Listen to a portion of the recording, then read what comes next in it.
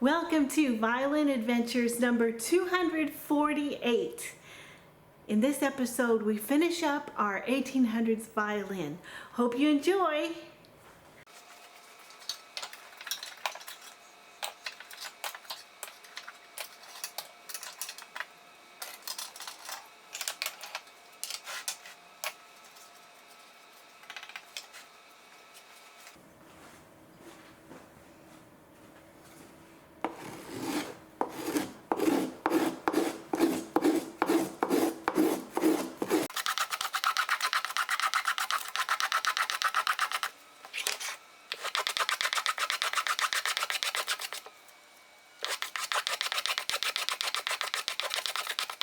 Alright, we've got the bass bar carved, and there's just one cleat that I need to put in here before we get ready to close it up.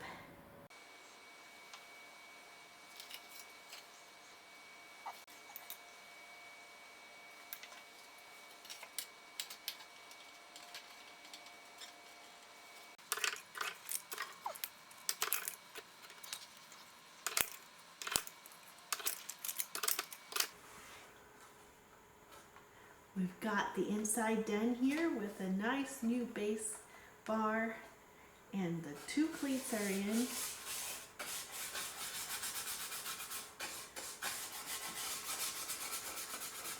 And just a reminder, we're going to have a question and answer episode. So if you've got questions, leave them in the comments below and I'll attempt to answer them.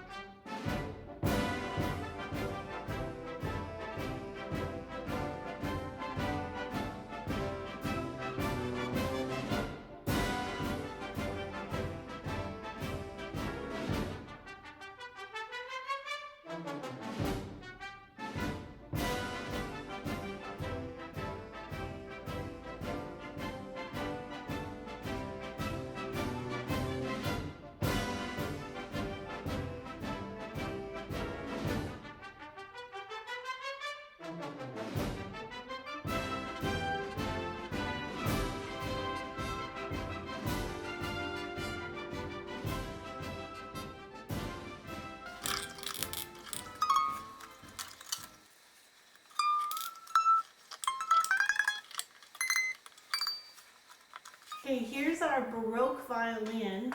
I kept the neck short, but we have a new bass bar, a new sound post, a new bridge, and then of course just regraduated a little bit.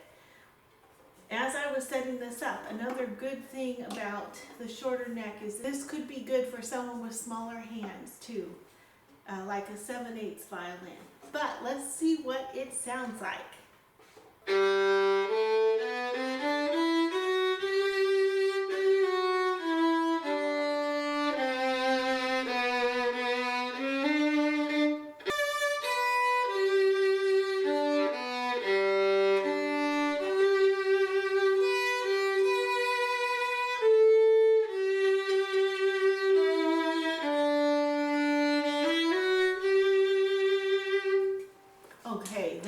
something that I'm really happy about. We've got the ability to push in and pull out tone.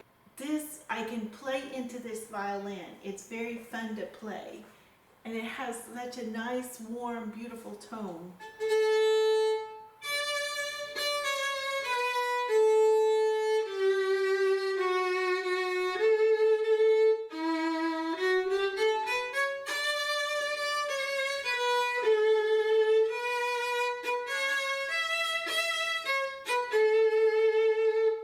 Okay, it definitely needs to be played in. This violin sat for I don't know how many years. It might be like 50 years without being played.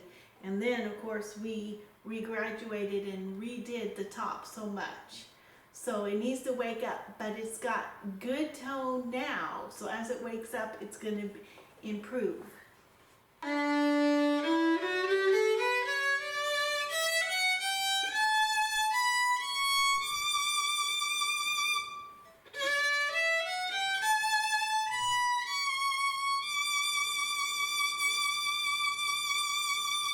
The tone is so silvery at the top. So I think I will play this a little more, see if we can wake it up just a little bit, and then we'll do Shalom at the end. Okay, it's the next day. Let's see how this guy sounds.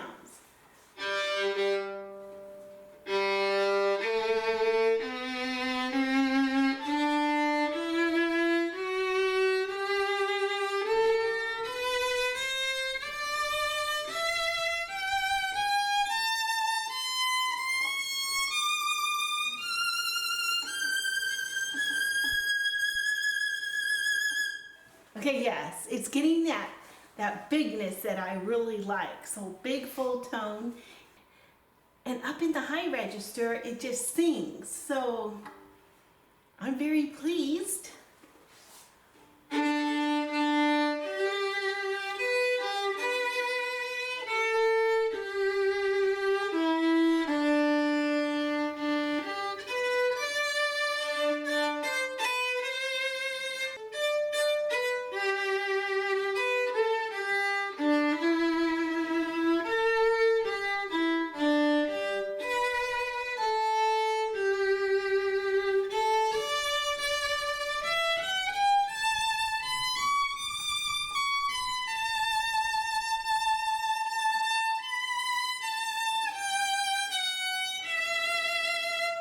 Okay, so it's got a very sweet sound, but it's got volume, and this would be great for, this one isn't so much a solo instrument, it's just a enjoyable to play instrument, good sound, good response, and with the shorter neck, this could be like a 7/8, because you don't have to stretch as far to get your notes.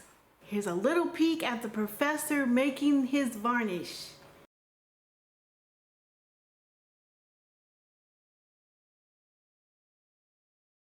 $120. A little bit more of this, because this is the liquid. It's alive. My linseed oil. Okay, here goes the oil. We're pouring it in there to boil it.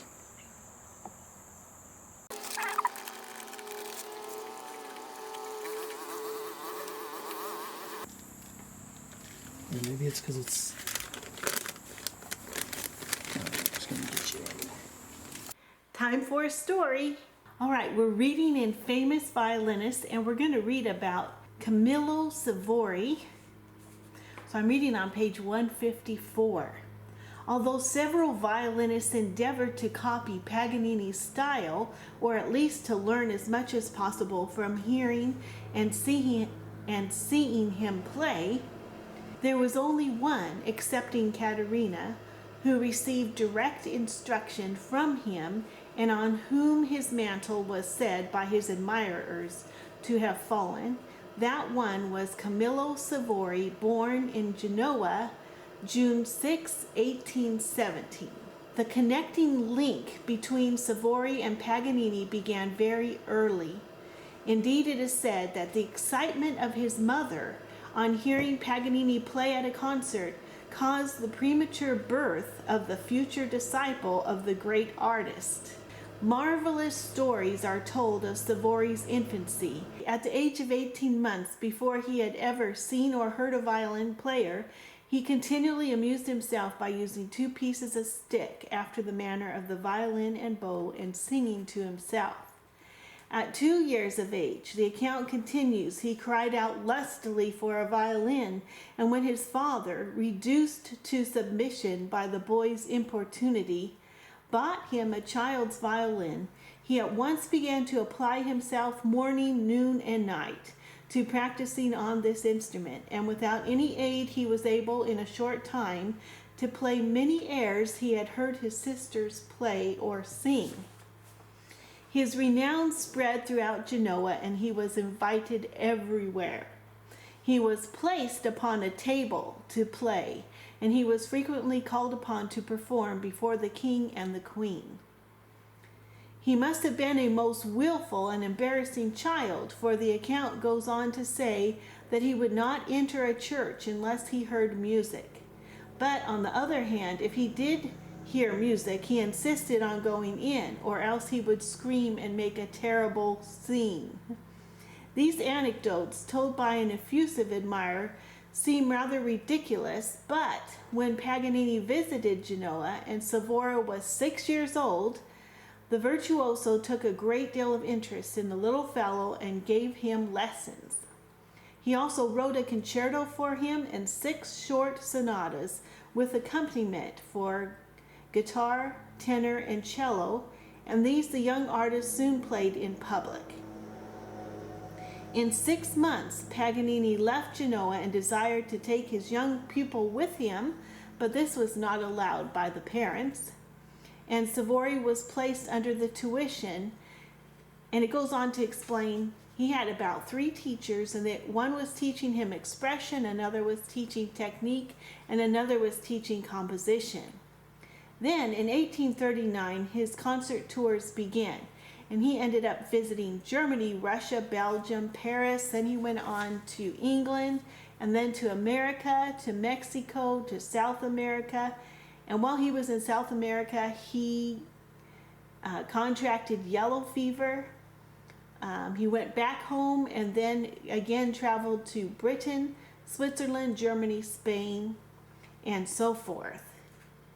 Okay, and so here's a couple short little stories. Savori was a man of generous impulses and was seldom appealed to in vain to assist in a good cause. When his teacher was taken ill and was unable temporarily to fill his post of first violin at the theater and director at the conservatory, Savori replaced him in both and gave him the entire benefit of his services.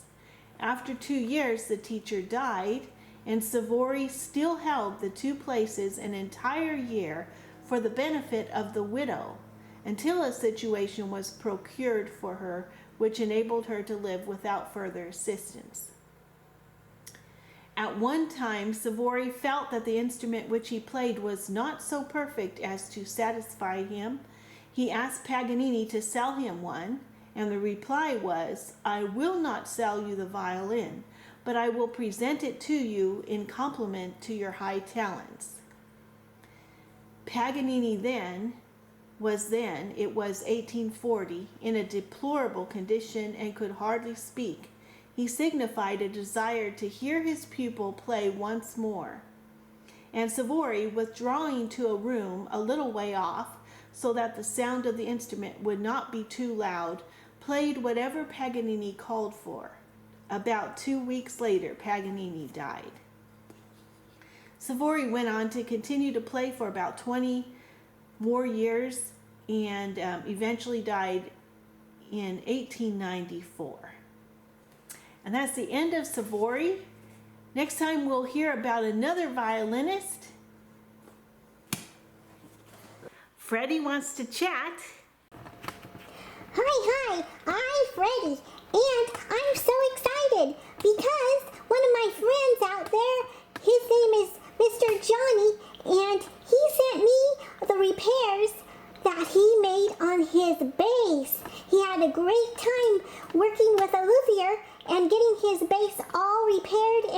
was having a great time playing it. So here's some pictures of the work that he did on his bass.